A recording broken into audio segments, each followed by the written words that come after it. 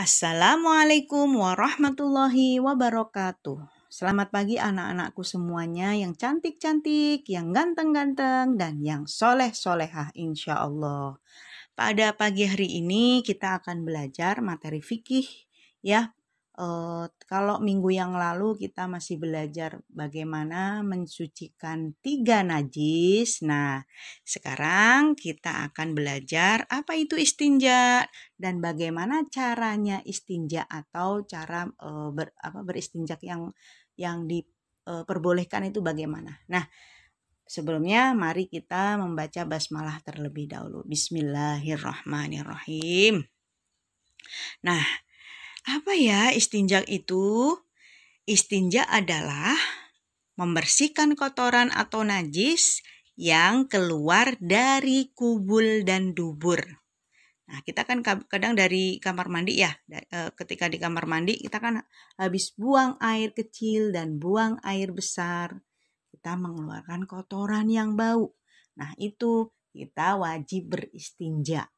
Nah, istinja itu apa? Membersihkan kotoran yang keluar dari 2 jalan, yaitu kubul jalan depan dan dubur jalan belakang. Ya, biar bersih. Nah, sekarang membersihkan kotoran itu dengan cara apa? Dengan cara membasuh bagian yang terkena najis tadi dengan air yang suci. Insya Allah anak-anakku semua sudah mulai belajar ya latihan istinja sendiri karena sudah mulai besar ya. Dengan cara apa? Membasuh bagian yang kotor dengan air yang suci. Tentunya dengan tangan kiri apa kanan anak-anakku? Tangan kiri ya. Nah, alat utama untuk istinja itu apa? Adalah air. Ya, alat utama untuk istinja itu adalah air. Nah, kalau kalian kesulitan mungkin istinja itu yang lebih praktis apa sih? Cebok. Cebok itu apa? Membersihkan kotoran dari 2 jalan tadi.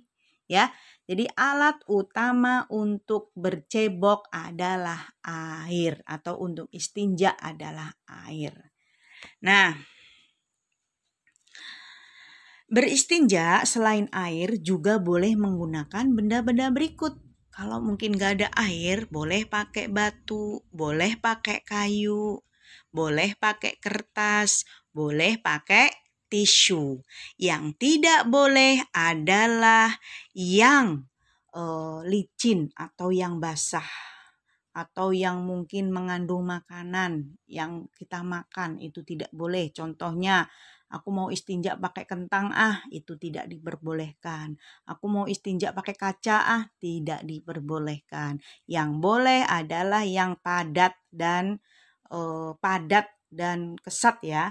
Contohnya batu, kayu, terus kertas atau tisu. Itu yang diperbolehkan ya. Nah,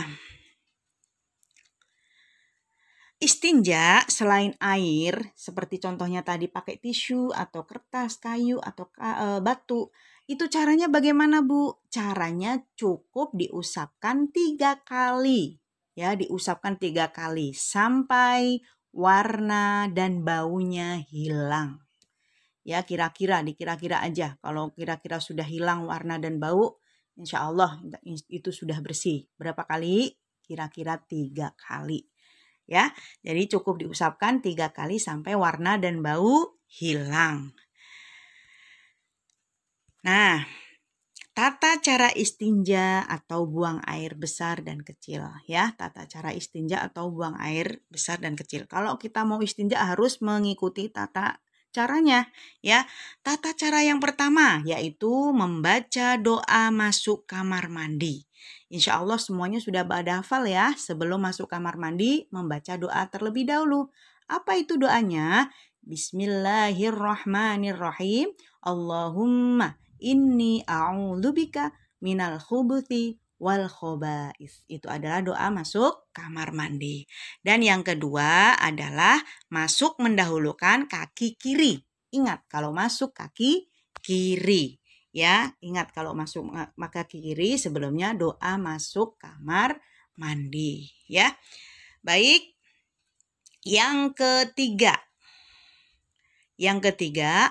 buang air dilakukan dengan jongkok. Ya, dengan jongkok. Entah itu klosetnya bentuknya jongkok, atau mungkin ada ya yang mungkin kloset duduk, tapi itu disesuaikan saja. Yang penting tidak kemana-mana ya. Buang air dilakukan dengan jongkok. Kalau dengan berdiri itu siapa biasanya? Oh iya, apa? Biasanya kalau berdiri itu adalah binatang ya anak-anak ya. Jarang ya yang manusia, insya Allah duduk semua, jongkok semuanya. Nah, pastikan kotoran masuk lubang atau WC. Jadi posisinya harus ke tengah-tengah lubang ya, memasukkan kotorannya ya di tengah-tengah lubang. Pastikan sebelum duduk melihat ya posisi di tengah ya. Yang keempat, perhatikan yang keempat. Oh iya, kelima ya. Istinja dengan alat yang diperbolehkan sampai bersih. Ya, istinja dengan alat yang diperbolehkan sampai bersih.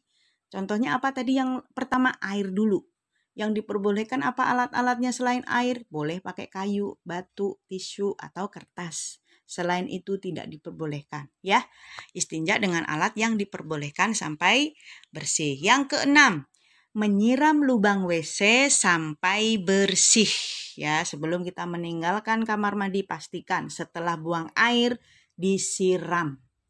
Ya, sampai hilang kotorannya. Jangan sampai kita meninggalkan najis ketika kita pergi. Ya, itu tidak baik. Nah, yang ketujuh, keluar kamar mandi mendahulukan kaki kanan. Kalau tadi masuk kiri, nah keluar kamar mandi mendahulukan kaki kanan. Nah, yang terakhir berdoa keluar kamar mandi. Apa itu doanya? Bismillahirrahmanirrahim. Alhamdulillahilladzi azhaba anil adza wa'afani. Itu adalah doa keluar kamar mandi. Ya, itu adalah tata caranya.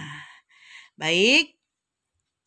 Nah, sekarang stop. Apa yang di stop ini? Dilarang di kamar mandi adalah 1. Membaca ayat Al-Quran. Jadi kadang-kadang di kamar mandi itu karena kita lagi menunggu buang air, kita kadang bengong terus nggak taunya itu tidak boleh. Ya, baca a'udzubillah di kamar mandi tidak boleh. Membaca Al-Quran tidak boleh. 2, berzikir dan berdoa juga tidak boleh. Ketiga, berbicara, menyanyi, ataupun bercanda. Itu tidak diperbolehkan. Ya. Keempat, masuk kamar mandi bersama teman. Itu juga tidak diperbolehkan. Biarkan kalau ada nanti di sekolah ngantar temannya di luar aja. Satu-satu, giliran kamu nunggu di luar, saya di dalam. Ya, seperti itu. Tidak diperbolehkan untuk masuk berdua. Nomor 5, dilarang di kamar mandi menghadap kiblat atau membelakanginya. Jadi usahakan kalau membuat membuat WC itu klosetnya tidak memunggungi atau tidak menghadap kiblat ya. Yang keenam, tidak diperbolehkan untuk makan dan minum.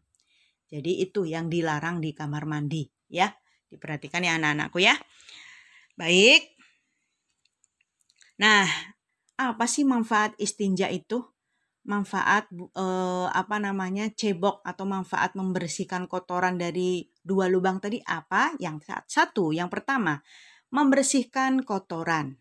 Itu manfaatnya bisa biar bersih ya, biar bersih. Setelah buang air biar bersih. Yang kedua, menjaga kesehatan kubul dan dubur. Jadi jalan kita keluar kotoran tadi yang depan belakang tadi kita bersihkan supaya sehat. Biar kuman-kumannya hilang ya. Soalnya kotoran itu mengandung kuman ya. Makanya kita harus hati-hati bersihkan. Kalau perlu pakai sabun, wajib pakai sabun ya biasanya ya.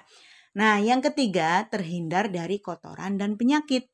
Nah, tadi kalau membersihkannya tidak bersih, berarti nanti rentan terkena penyakit atau kuman, virus ya.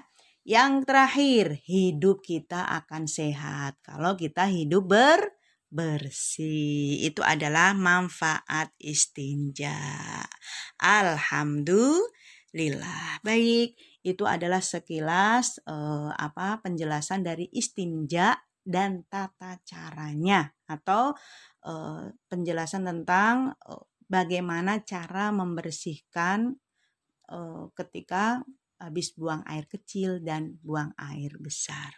Baik, untuk menguji sejauh mana pemahaman kita tentang materi ini, Bu Zum ingin memberikan penugasan di LKS halaman 55 dan 56 bagian 1 saja. Alhamdulillah, terima kasih kalian sudah menyimak dan memahami video ini. Semoga kita diberi oleh Allah rezeki pemahaman. Bu Zum akhiri sekian. Assalamualaikum warahmatullahi wabarakatuh.